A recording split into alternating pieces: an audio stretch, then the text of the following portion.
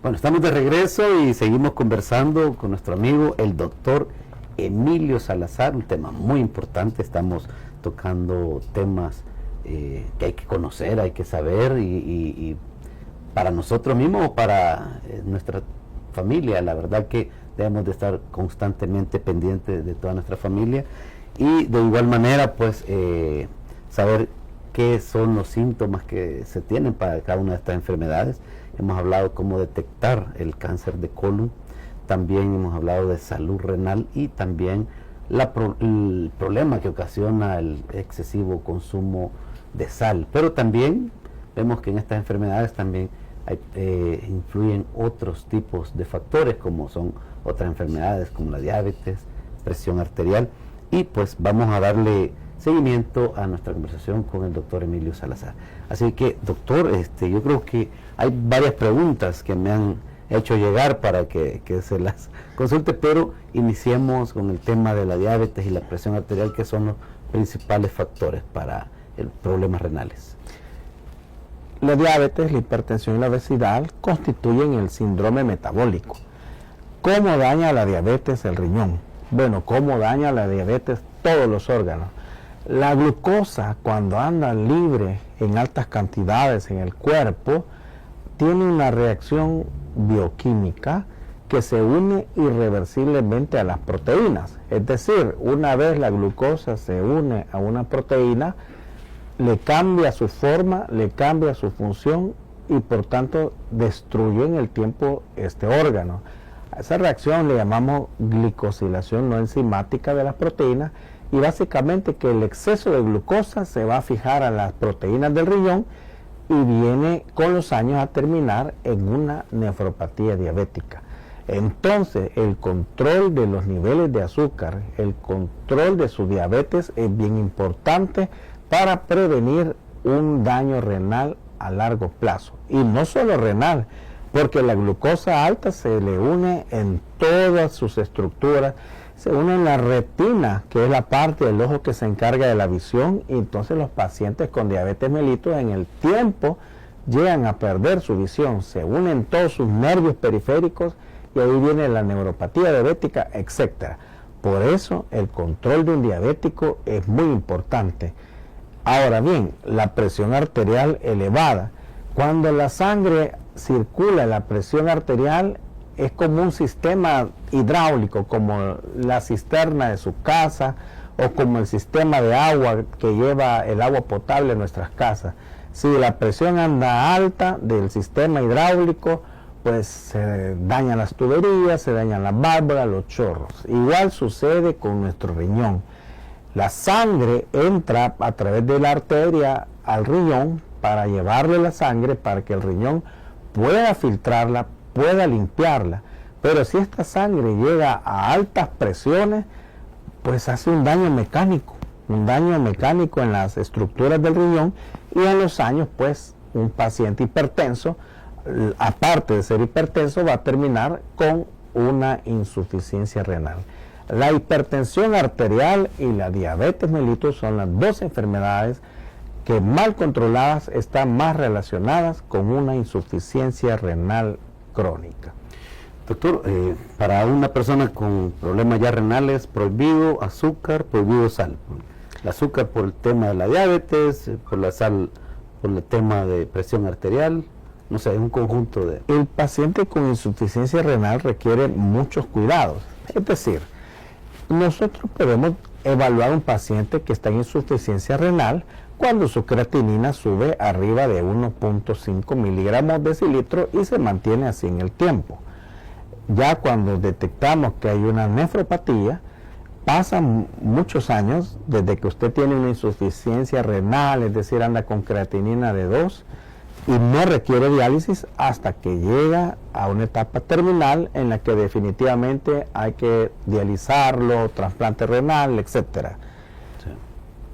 La duración del tiempo desde que le diagnostican su insuficiencia renal hasta que usted llegó a una fase en la que desafortunadamente ya requiere mayores intervenciones para preservar la función renal, depende del cuidado que este paciente tenga.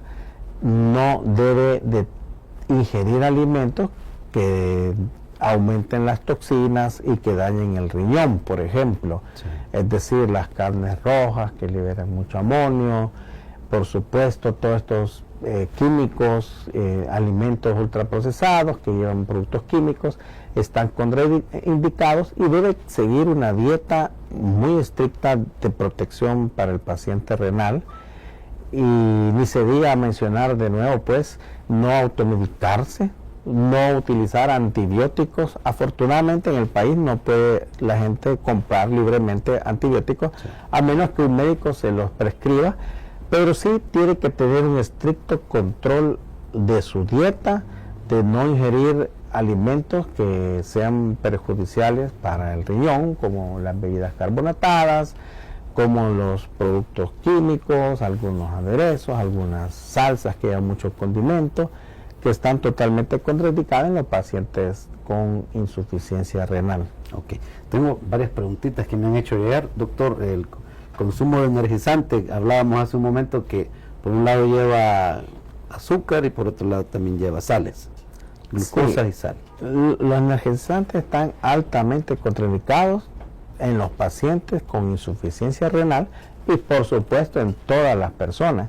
Llevan altas cantidades de glucosa. Todas estas bebidas que llevan altas cantidades de azúcar, altas cantidades de sodio, hacen daño incluso a las personas sanas. Hay una adicción también que podemos desarrollar y que muchos que nos están viendo a lo mejor logren identificarse, y es la adicción al azúcar. Cuando hablamos de adicciones usualmente decimos adicción a las drogas, al alcohol, al tabaco, pero el azúcar es altamente adictiva. Lo que sucede con estas bebidas que tienen altos contenidos de azúcar es una situación fisiológica. Cuando entra el azúcar a la sangre, el páncreas libera una hormona que se llama insulina. La insulina tiene como finalidad hacer que esa glucosa que está en la sangre entre a la célula.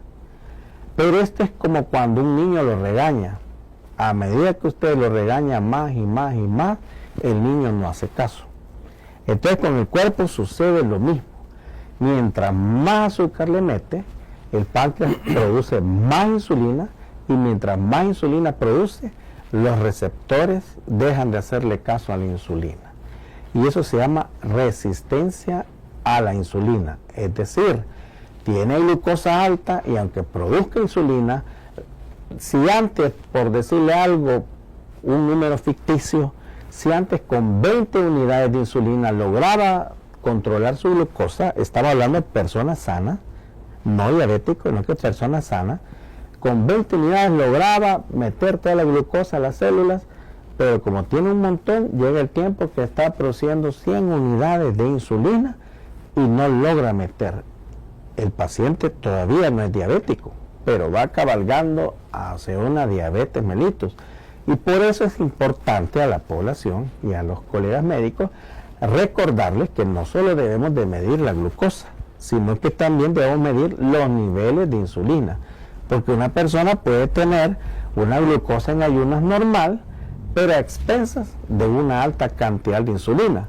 Este paciente no es diabético, pero ya desarrolló resistencia a la insulina, y si no hace las correcciones a tiempo, usted definitivamente va a ser diabético, y definitivamente si no cuida la diabetes va a padecer de insuficiencia renal crónica. Y el objetivo de venir a dar esta información es que hagamos cambios positivos en nuestra vida para disminuir la incidencia y mortalidad de estas enfermedades. Ok, tengo otras preguntas. ¿Es lo mismo hablar del intestino irritable y colon irritable? Es una pregunta que nos llega. Es lo mismo. Cuando hablamos de intestino irritable se hace relación a todo el tracto intestinal, y el colon irritable son los mismos términos.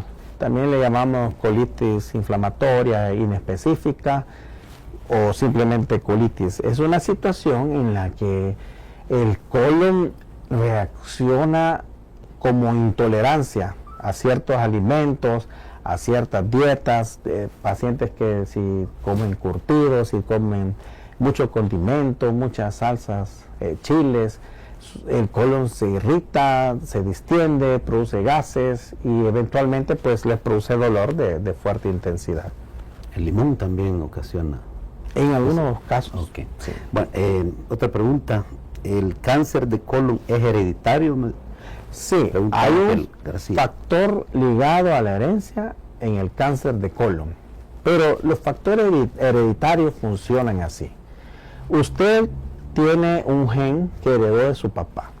Su papá tuvo cáncer de colon y a lo mejor desafortunadamente falleció de cáncer de colon. Entonces usted trae una predisposición, pero no una ley irreversible de que usted va a tener cáncer de colon. Si usted hace cambios en el estilo de vida, puede disminuir la probabilidad de que usted padezca de cáncer de colon. Otra pregunta, ¿qué secuelas deja el cáncer de colon? Nos hacen la pregunta. Las secuelas van relacionadas con el momento en que lo logremos detectar. Si hacemos una detección precoz, que es cuando no hay síntomas y que usted se fue a hacer una colonoscopía de rutina y encontramos una lesión premaligna y la extirpamos, no hay secuela. La curación puede ser hasta completa. Pero si el cáncer de colon va evolucionando y no lo diagnosticamos, presentamos los síntomas que mencionamos y no se diagnosticó a tiempo por las razones que sean, porque hay muchas personas que lamentablemente van al médico con los síntomas y no logran tener su diagnóstico de cáncer de colon. El cáncer de colon puede dar dos complicaciones principales. Uno, la obstrucción, es decir, el tumor crece tanto que obstruye por completo la luz del colon y entonces el paciente un día se tapa, ya no defecó y llega a consultar a la unidad de emergencia: doctor, mi papá 3 días que no hace sus necesidades. Pero ahí ya el cáncer de colon ya llegó tarde, ya está obstruido. Entonces, una de las complicaciones es la obstrucción.